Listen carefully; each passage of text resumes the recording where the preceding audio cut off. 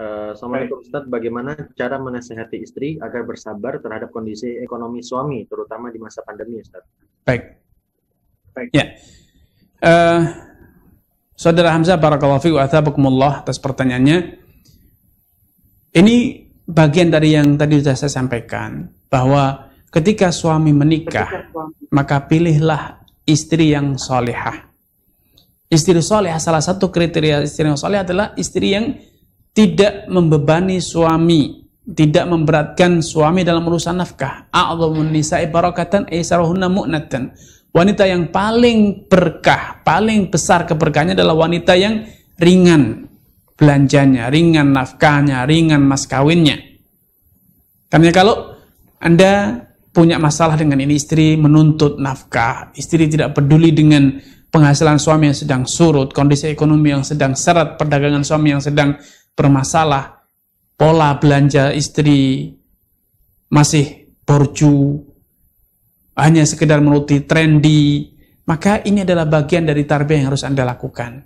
Komunikasi kuncinya. Sampaikan, jelaskan bahwa kondisi ekonomi sedang seret, usaha kita sedang susah, penghasilannya sedang surut, maka kita harus adaptasi. Kita harus adaptasi.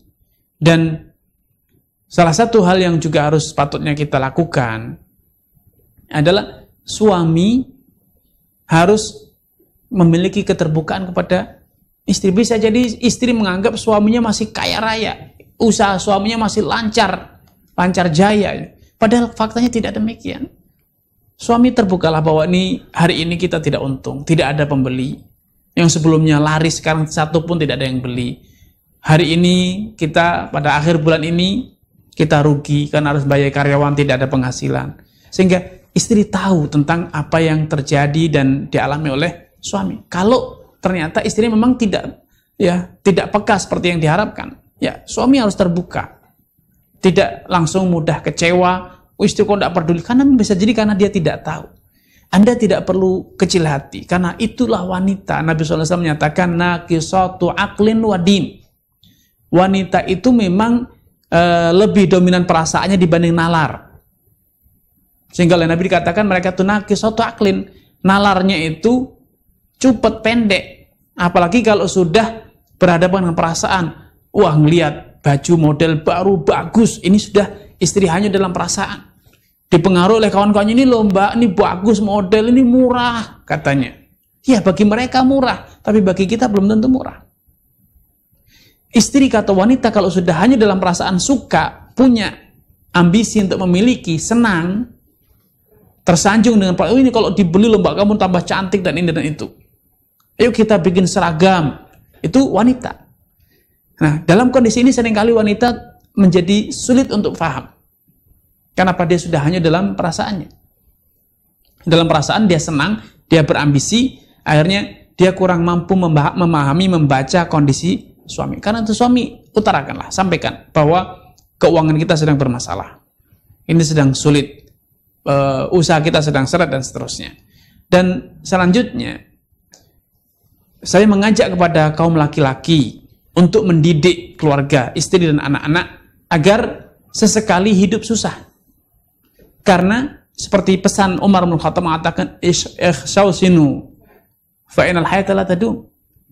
Sesekali hidup susah, sesekali mencoba eksperimen hidup sederhana karena nikmat itu tidak seterusnya lancar. Ada pasang surut. Kadang lancar, kadang seret, kadang kaya, kadang miskin.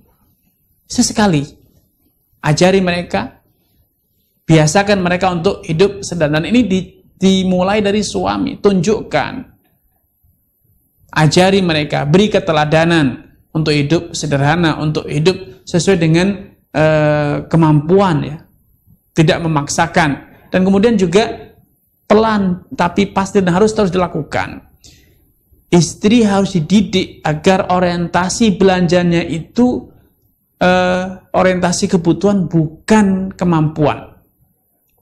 Dalam urusan belanja, urusan membelanjakan harta, seringkali kita itu salah dalam memposisikan belanja kita. Kita belanja karena mampu, bukan karena butuh. Inilah satu kesalahan dalam mengelola keuangan. Harusnya kita belanja, kita makan, kita minum, kita mengenakan pakaian itu karena butuh, bukan karena mampu membeli, mampu memiliki. Kalau suami terbiasa, oh enggak apa-apa, uang banyak kok, oh murah kok. Kalau ini terus dilakukan oleh suami, oh bisa beli kok, kenapa enggak beli? Ini akan menjadi pola pikir istri bahwa selama kita mampu beli, selama uang ada, kenapa tidak? Walaupun itu tidak dibutuhkan atau kurang dibutuhkan. Nah, karena itu Nabi SAW mendidik keluarganya dan juga para sahabat dengan mengatakan, yakfi ibnu Adam luqaimatun yukimna sulbahu fa in kana la mahalata fa thuluthun li ta'amih wa thuluthun li syarabi wa thuluthun li nafasih. Orang yang beriman itu dalam urusan makan cukup beberapa suap saja. Kalau memang harus makan, maka sepertiga perut untuk makan, sepertiga untuk minum, dan sepertiga untuk napas. Jangan sampai kenyang. Kita seringkali mendidik anak kita, keluarga kita, makan sekenyangnya. Selama masih enak, dimakan. Selama masih nafsu, dimakan. Sampai kekenyangan. Ini lambat laun menjadi pola pikir dan perilaku, budaya. Bahwa dalam urusan nafkah, urusan makan, minum, pakaian, selama masih nafsu, selama masih senang, selama masih ada, dimakan, dibeli, dan dikonsumsi, digunakan. Padahal seharusnya pendidikan itu kita membeli, kita mengenakan, kita makan, kita minum sesuai dengan kebutuhan. Kebutuhan kita akan makan atau apa? Untuk menjaga kesehatan, untuk menegakkan agar badan kita sehat, bisa beraktivitas. Itu orientasi kebutuhan, bukan orientasi kemampuan atau orientasi masih enak. Ini bagian dari pendidikan yang harus dilakukan oleh suami. Wallahu ta'ala a'lam.